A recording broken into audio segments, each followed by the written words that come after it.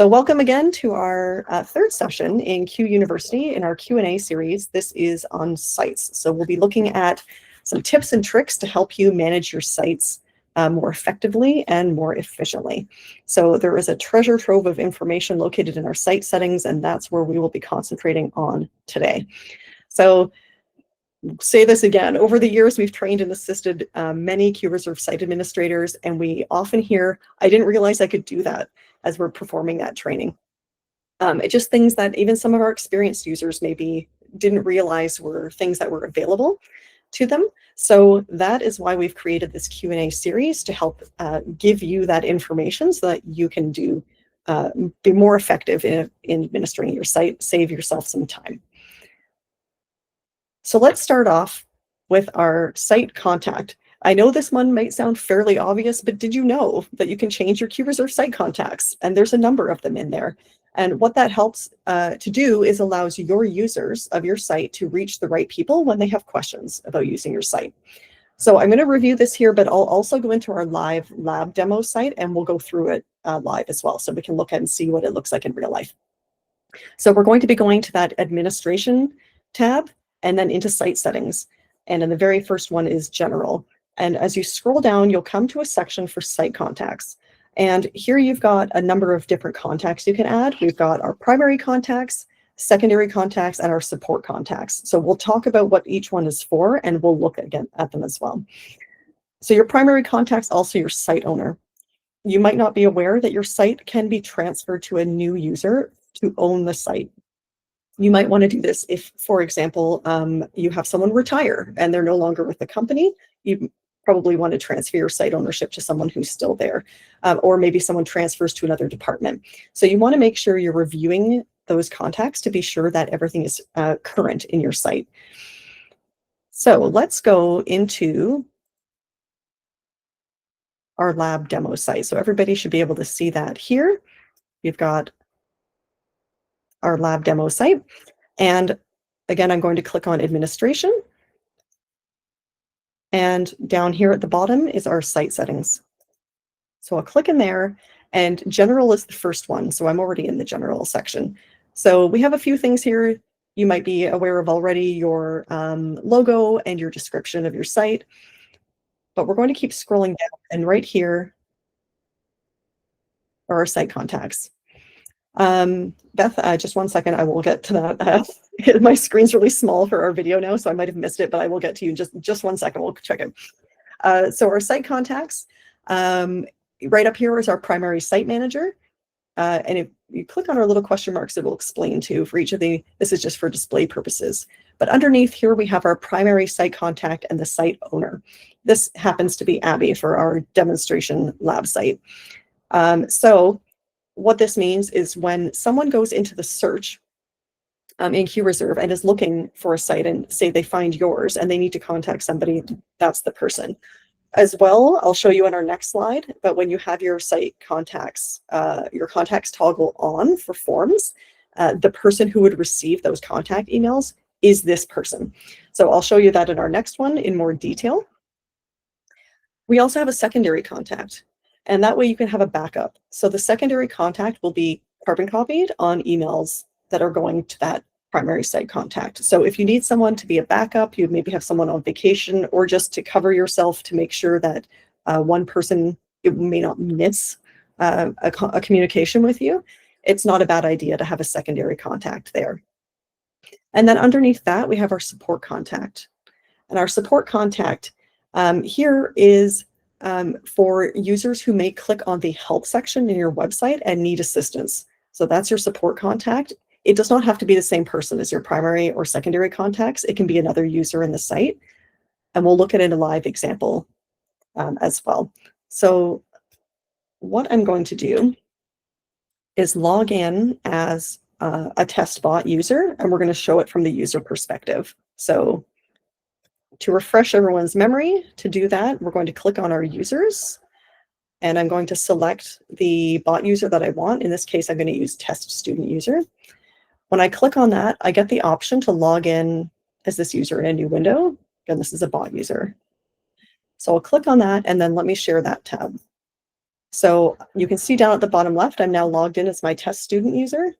So this is what it's going to look like from that bot's point of view.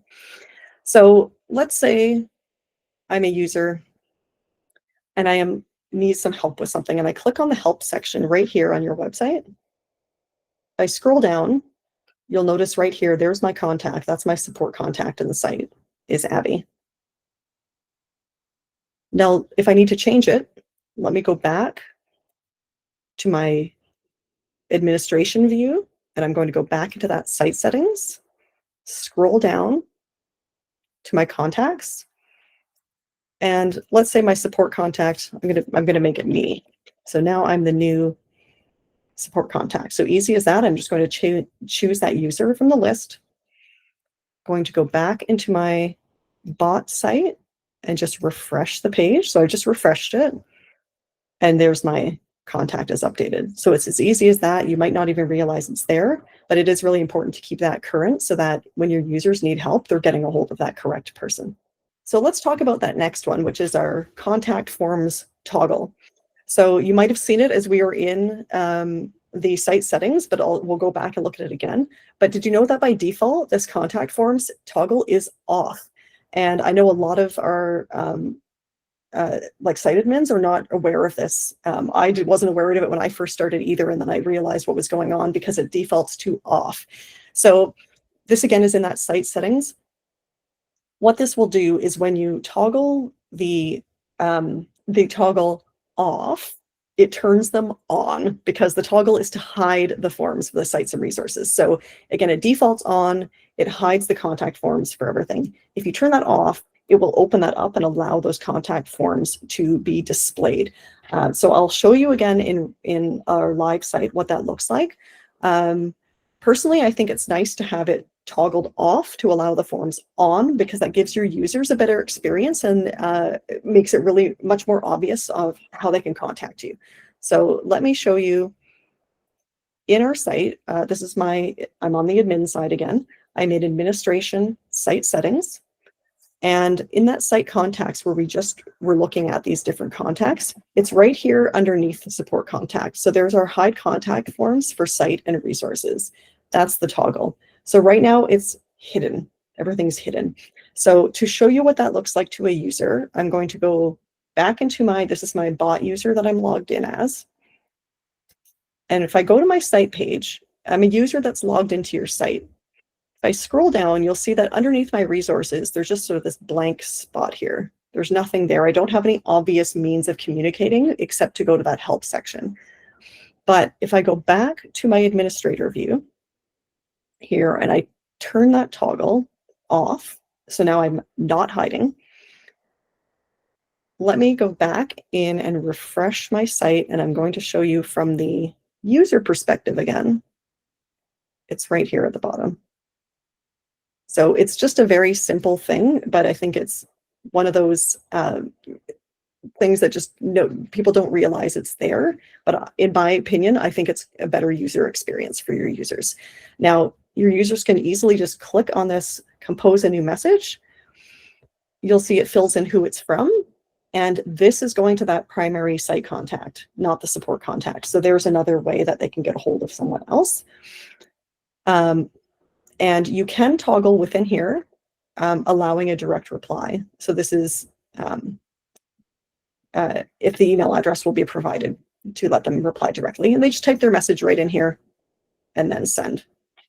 So it's really easy to use if it's there.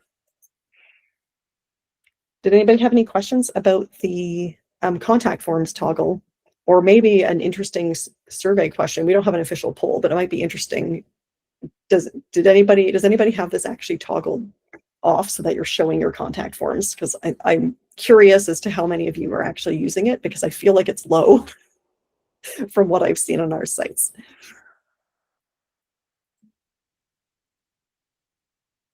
All right, so that's there. My challenge to you: explore the site settings and toggle off your contact forms so users can see them. Moving on to our next tip, adding custom fields. This is a really powerful tool. You might not have realized that you can add your own custom fields in your site. And that allows you to collect the information that you need for the reporting that you need. There might not be a standard field for everything that you actually want to report on and the information that you need to gather in your site. So again, we're going to be going into that administration site settings, but this time we'll go into properties. Don't worry, I'm going to show you an example. We have a number of categories you can choose from: resource properties, user properties, or site properties if you have a portal. As you can imagine, those apply to the various things. So for example, a resource property will allow you to add a specific field to resources and then users to users. So to do that, it's very easy. You're going to go into those properties, click on the green plus sign beside the category, so the resource, the user, or the site. You'll specify the properties as is requested. It will show you in a pop-up. I'll go through one and we'll look. You can give it a name, whatever name you'd like. And then you can add additional options. Again, I will go through one, but for example, you can check on or toggle on show on activity reports. And that's really helpful if you want to be able to report on that particular field that you're adding in. Also, you might remember if you were at our previous sessions that we talked about bulk uploads, which are really helpful tools. Custom fields can be added to your bulk uploads. So it's very easy. You download your CSV template, just add in a column for that custom field and make sure the name exactly matches what it's called in your site, and then just fill in the information. When you upload it, you'll now have the custom field that you've created will be populated with the information that you provide in your bulk upload. So bulk upload's very powerful. You don't have to only use the fields that are included in the template. So let's go over to our site and we'll do an example where we're going to add a custom field. So here I am in our demo site. I'm in site settings. Oops. And up at the top menu here, you'll see we have properties. So I will click there. And here we have resource properties that are available, site user properties, if you want to gather information from your users, and then site properties. These are for portals, those of you who have portals. Let's do one that everybody would be able to do. We're going to create a resource property. So when I click on the plus, I get this pop-up. I need to change or select my property type and be very careful because you can't change this later. You can delete it and start again. That's not a problem. Just be aware that you want to choose the right type. So for example, here, if I click my dropdown, unfortunately you won't see it on this, but I'm going to choose a Boolean, which is a yes, no. And you can choose your resource class. In my case, I'm going to have this apply to locations. So that's what I'm going to do.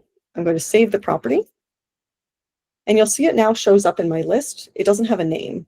So I'm going to give it a name, and I'm going to call this one available on weekends.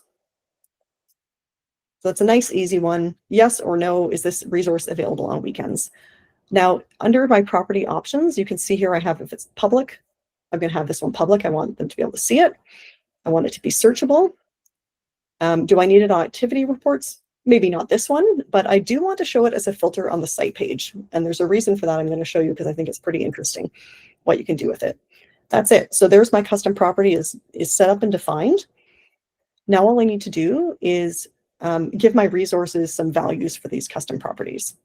So let's go into resources. We said this one was for locations, so I'm going to make that easy to filter here. And then I'm going to change my field to, oops, I can just find it, available on weekends. So it pops up right away. I don't have value set, so let's just say yes, no, no, yes. Okay, we have our property defined. So now I want to show you, let me go back in to my bot user. I'm just going to refresh my site. So I'm now a user in the site. I want to find out which resources are available to me on weekends because I need to use something on a Saturday. Right here at the top, if I click down, you'll see it's now a filter for your users. So now I can look at, I only want to see what's available on weekends. Yes, there's my 2 rooms. I want to see what's not available on weekends. Those are my rooms, and I want to see any. So this can be a very powerful tool, as you can see, and give your users that better experience, allowing them to sort and filter through the resources that they need.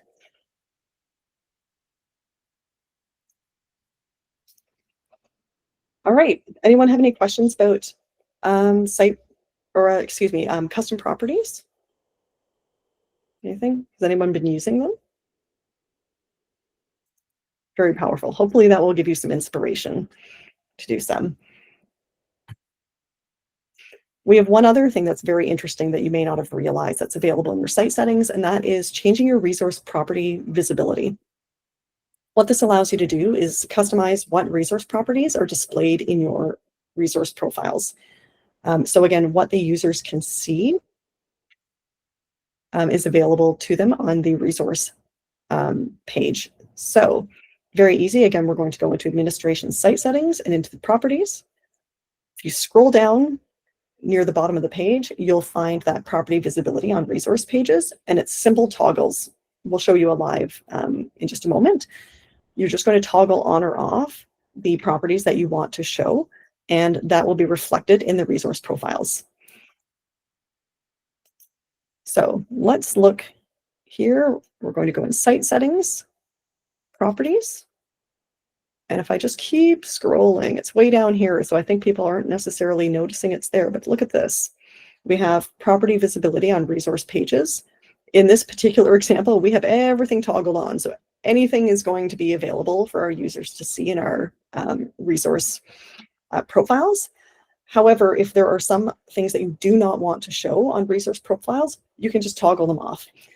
Just a note also that if you do not have information actually in these fields, it won't show either. So let's say, for example, date listed for sale. If I have that blank in my resource, it's not going to show up in the resource profile because it's going to clutter up that profile with unneeded information. But I can still toggle it off. Maybe I don't need any sale price. If you don't want to show, here's my custom field available on weekends, I can turn that off or on. And where that's reflected is in the resource profiles. So we'll go into a resource and we'll just look at one of our resources. Oops, sorry, I'm in administration. Let me go to my user. We'll just look at one of our resources. And here's our resource profile. So all this information that shows up here for your resources, this is what's going to be controlled by those toggles. Now, you'll see that this doesn't look as busy. I had a lot of toggles that were on because I don't have information filled out for those fields. So it's not clogging it up. But here's my custom field that you can see I toggled on. Is it available on weekends? It's not. So that's a really great tool as well to help you customize the view for your users of all of your resource profiles. Okay, awesome. Okay, we've got one more tip to go through today. I think we're a couple minutes over, so I'm going to go through this one quickly. This is not, this is actually from the user side. It's not an administrative one, but I wanted to show you that it's available in case you do have users asking you, and you can go through this with them to help them. And that is our Google and Outlook and other calendar integrations.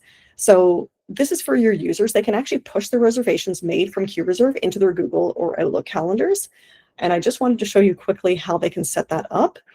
So this is again from the user side. They're going to go into their profile, scroll down to integrations, and then they can select the appropriate one, Google or Outlook, and click connect. That's going to give up some pop-ups. You might have to, like, for example, I had mine, I have to allow Google to access my calendar, no problem. You're going to choose the site that you want to be connected. If your user belongs to multiple sites, so you're just going to choose the one you want, and then choose the calendar if you have multiple calendars on your end, and then those existing reservations will be pushed into the user's calendar. It will go back 30 days and it goes forward 1 year. And then of course it stays current from then on. Everything will be automatically pushed for new reservations. So we do recommend creating a new calendar for your reservations from QReserve, so you can toggle it on or off. For those of you who might be familiar with using, for example, we use Google here, I can have multiple calendars and click them on or off to whether they display or are hidden. It's very easy because I might not want it clogging up my calendar all the time. So you could create a new calendar called reservations and have that on or off. If a user does leave your site, don't worry, it will automatically remove that connection from your site. So you won't be pushing information to users that are no longer members of your site. So I can show you quickly. Let's go to our user. This is my user that's logged in. I'm going to click on the profile, scroll down to integrations, and here are the available integrations. So we've got ICS feeds as well as Google and Microsoft. I don't think my user has any calendars, so I can't connect, but I would click on the connect button. Once that's done, I can then integrate from there. Let me look, I may have that set up on my admin one for you, so you can see what that looks like.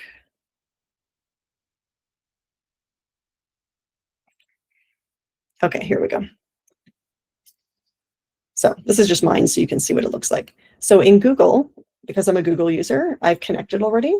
So we're ready to go. The disconnect button shows in case I need to disconnect it.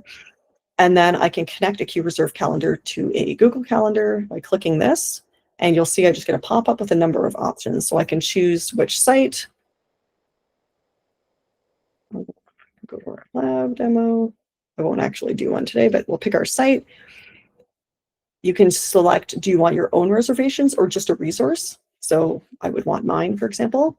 And then here I can click the various calendars. So I have 3 calendars. I'm going to pick my calendar that I wanted to send to you. And then there's a few other things I can have it toggle on or off. And then I just click connect, and it's as easy as that. So that will allow those reservations to push through. So if you do have any users that are asking about their calendar integration and how to make that simpler for them, this is where you're going to send them. We do also have this information on our QReserve knowledge base. So you can also give them the link to that or send them to our website. It's documented there as well, and we'll help walk them through that process if they need more assistance.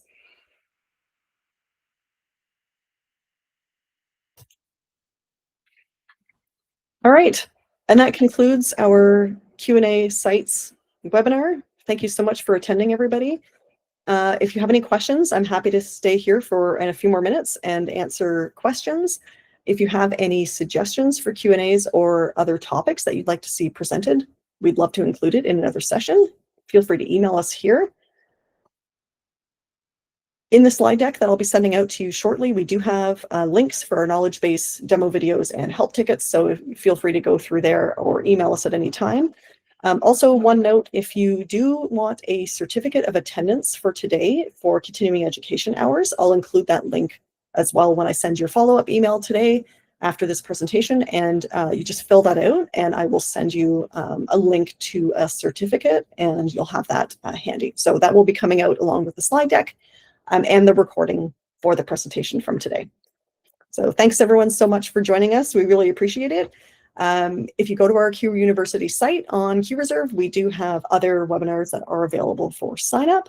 We've got our next one is newer functionality, and we also have a webinar in November from our CEO, Graham, who will be presenting on resource management and the changing landscape. So that will be a really exciting one to attend to. We hope to see you there.